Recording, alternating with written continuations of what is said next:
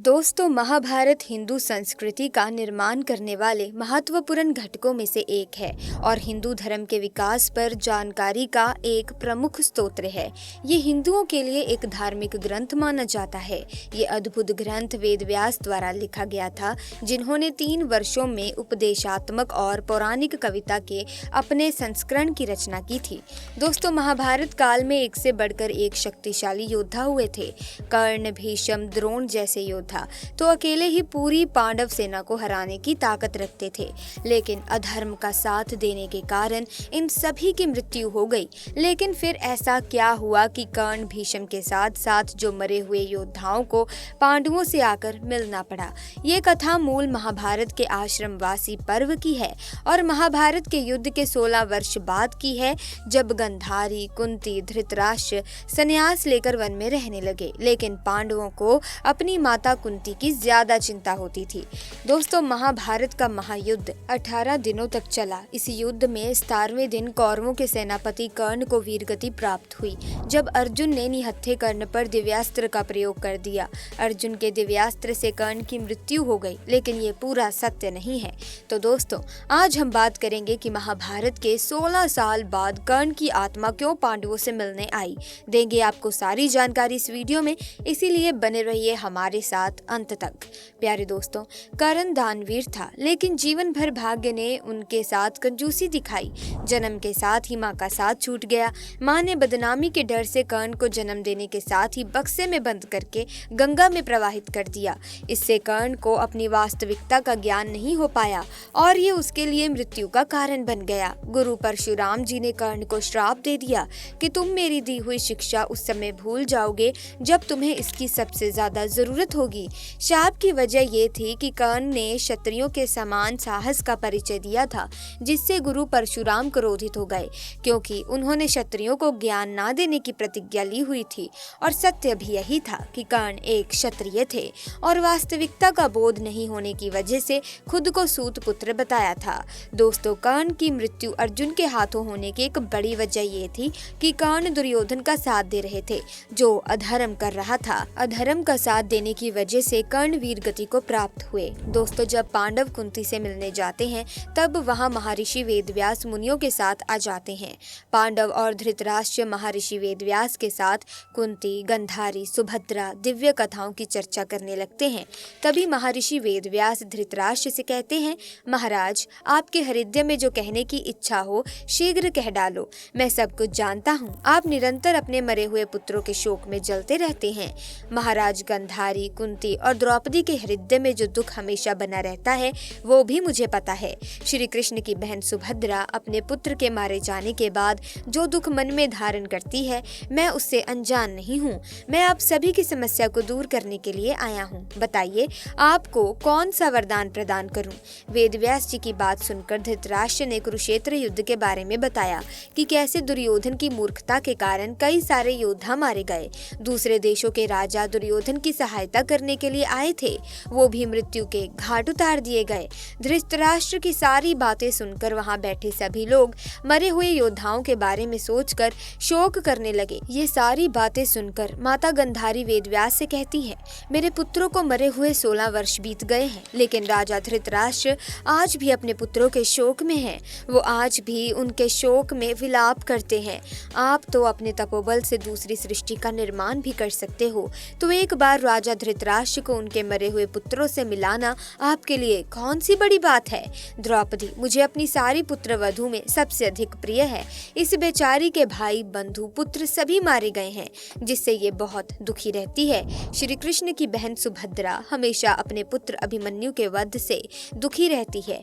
जब गंधारी ने ये कहा, तब कुंती ने अपने महातेजस्वी पुत्र कर्ण को याद किया। तब महर्षि वेदव्यास ने कुंती को देखा तो उन्होंने उनसे पूछा, देवी, आप क्यों शोक में डूबी हुई हो? कुछ कहने की इच्छा हो तो कहो। तब कुंती ने सिर झुकाकर महर्षि वेदव्यास को प्रणाम किया और लज्जित होकर उन्हें कर्ण के त्याग के बारे में बताया कि कैसे उन्होंने एक नवजात शिशु को गंगा में प्रवाहित कर दिया था और उसे नियति के भरोसे छोड़ दिया था। उसके लौटने के बाद भी उसे अपना पुत्र स्वीकार नहीं कर सकी और सूत पुत्र होने के कारण उसे सबका अपमान सहना पड़ा। सबकी बातों को सुनकर मुनिवर वेदव्यास ने कहा, आज सारा संसार मेरे तपो तपोबल को देख ले। हे गंधारी, आज रात को तुम अपने पुत्रों, भाइयों, उनके मित्रों को देखोगी। कुंती कर्ण को, सुभद्रा अभिमन्यु को और द्रौपदी अपने 5 पुत्रों को देखेगी। महर्षि वेदव्यास के वचन को सुनकर सभी बहुत खुश हुए। जब रात होने को आई तब मुनिवर वेदव्यास जी के बताए अनुसार नदी के किनारे सभी लोग आ गए, जिसके बाद वेदव्यास जी ने जल में प्रवेश करके कौरव और पांडव पक्ष के मरे हुए योद्धाओं का आवाहन किया। इसके बाद भीष्म, द्रोण, सारे राजा अपनी सेना के साथ वहां प्रकट हो गए। वो सभी पुत्रों और सैनिकों सहित बाहर आए। द्रौपदी के 5 पुत्र अभिमन्यु और घटोत्कच सभी जल से प्रकट हो गए। कर्ण और शकुनी, धृतराष्ट्र के पुत्र दुर्योधन, दुशासन आदि जल से बाहर आ गए तथा राजकुमार लक्ष्मण, धृष्टद्युम्न आदि पुत्र, धरती के सभी पुत्र, राक्षस आदि जल से बाहर आ गए। इसके बाद राजा बलि, सोमदत्त और दूसरे बहुत से क्षत्रिय वीर सभी चमकते हुए शरीर को धारण करके जल से बाहर प्रकट हुए। पांडव अपने भाई कर्ण को देखकर फूट फूट कर रोए, क्योंकि जब कर्ण जीवित थे तब उन्होंने कभी भी उनको सम्मान से नहीं बुलाया, उनका सम्मान नहीं किया, क्योंकि कर्ण की मृत्यु के बाद ही उन्हें पता चला था कि वे उनके बड़े भाई थे। और इस सच को जानकर युधिष्ठिर ने नारी जाति को श्राप भी दिया था। इसके बारे में विस्तार से बात करेंगे। अभी फिलहाल अपनी कथा पर वापस आते हैं। कर्ण से दोबारा मिलने के कुछ समय बाद उनका दुख दूर हो गया। इसके बाद सभी पांडव कर्ण से प्रसन्नता पूर्वक मिलकर बड़े भाई जैसा प्रेम करने लगे। इसके बाद अभिमन्यु और द्रौपदी के 5 पुत्रों से मिलकर बहुत खुश हुए। वो सारे योद्धा भी एक दूसरे से मिलकर बहुत प्रसन्न थे। इस प्रकार मुनि वेदव्यास जी की कृपा से सभी अपने क्रोध को भूलकर, शत्रु भाव को छोड़कर हर्ष मनाने लगे। ऐसा लग रहा था जैसे उनके बीच कोई दुश्मनी ना हो। कौरव और पांडव अपनी दुश्मनी भूलकर कुरुवंश के 2 भुजाओं की तरह प्रतीत होने लगे। वेदव्यास जी के तपोबल की शक्ति देखकर सभी बहुत प्रसन्न हुए कि उन्हें ऐसे लोगों से मिलने का मौका दोबारा मिला जिन्हें उन्होंने युद्ध की वजह से खो दिया था। इस तरह सारे मारे गए योद्धा एक रात अपने महल में रहने के बाद सुबह वहां से चले गए। लेकिन उनके जाने के बाद सबको लगने लगा कि कुरुक्षेत्र के युद्ध ने उनकी सारी खुशियों को ही छीन लिया है। दोस्तों, क्या आप महाभारत के इस रहस्य को जानते थे? कैसे ये सभी कौरवों और पांडवों के मरे हुए उनके परिजन किस तरीके से उनसे मिलने दोबारा आए? हमें नीचे कमेंट बॉक्स में लिखकर जरूर बताइएगा। अब बात करते हैं उस समय की जब कर्ण की मृत्यु हुई और युधिष्ठिर ने संपूर्ण नारी जाति को श्राप दे डाला था। आखिर क्या था वो श्राप और क्यों दिया था ये श्राप? दोस्तों, कुरुक्षेत्र के युद्ध के 17वें दिन कर्ण और अर्जुन में एक भयंकर युद्ध हो रहा था। युद्ध के दौरान जब रथ का पहिया भूमि में धंस गया तो कर्ण ने अर्जुन से कहा कि हे अर्जुन, तुम 2 घड़ी प्रतीक्षा करो जिससे मैं इस फंसे हुए पहिए को निकाल सकूं। मेरे रथ के पहिए को फंसा हुआ देखकर तुम छल मत करना। हे कुंती कुमार, जिस मार्ग पर कायर चला करते हैं तुम उस मार्ग पर मत चलना, क्योंकि तुम एक कुशल योद्धा हो। तुम्हें तो अपने आप को और भी ज्यादा श्रेष्ठ साबित करना चाहिए। इसीलिए जब तक मैं इस फंसे हुए पहिए को निकाल रहा हूँ तब तक तुम रथ पर चढ़कर मुझ पर प्रहार मत करना। दोस्तों, कर्ण का वध करने से पहले अर्जुन ने कर्ण को अपने रथ का पहिया निकालने के लिए 2 घड़ी का समय दिया था। लेकिन कर्ण की मृत्यु के बाद कुछ ऐसा हुआ था जिसे जानकर आप हैरान हो जाएंगे। जब अर्जुन ने कर्ण का वध किया तब कर्ण के शरीर से रक्त की धाराएं बह रही थी, लेकिन फिर भी कर्ण का शरीर सूर्य के समान चमक रहा था।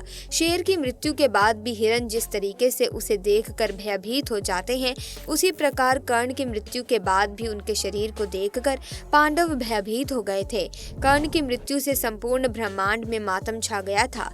नदियों का प्रवाह रुक गया था। तब सूर्य देवता अस्त हो चले थे। इसके बाद मंगल और बुध तर्ज होकर उदित हुए। आकाश फटने लगा, पृथ्वी चिल्लाने लगी, भयानक और रुकी हवाएं चलने लगी। संपूर्ण दृश्य अग्नि से प्रज्वलित होने लगा। महासागर भयंकर गर्जना करने लगा। पर्वत कपकपाने लगे। आकाश में अंधेरा छा गया। जलती हुई उल्काएं गिरने लगी। कर्ण को मरते हुए देखकर देवता भी हाहाकार करने लगे। कर्ण की मृत्यु के बाद शल्य भागते हुए दुर्योधन के पास पहुंचे। कर्ण के वध का संदेश सुनकर दुर्योधन की आंखों से आंसू बहने लगे।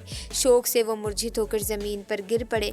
इसके बाद जब दुर्योधन को होश आया तो उसने प्रण लिया कि वो आज ही अर्जुन और श्री कृष्ण को मारकर कर्ण के ऋण से मुक्त हो जाएगा। जब गंधारी को कर्ण के वध का संदेश मिला तो वो क्रोध से चिल्लाने लगी। कर्ण की मृत्यु के बारे में सुनकर माता कुंती भी फूट फूट कर रोने लगी। जब पांडवों ने देखा कि उनकी माता उनके शत्रु कर्ण के वध पर रो रही है, तब उन्होंने माता माता कुंती से इसका कारण पूछा। तब कुंती ने रोते हुए पांडवों को कर्ण का सच बताया। कर्ण का सच सुनकर सभी पांडव बहुत दुखी हुए, जिसको पांडवों ने हमेशा से ही अपमानित किया और अंत में उसका वध भी कर दिया। तो दोस्तों, ये थी हमारी आज की वीडियो। अगर वीडियो इंटरेस्टिंग लगी तो वीडियो को लाइक करें, शेयर करें।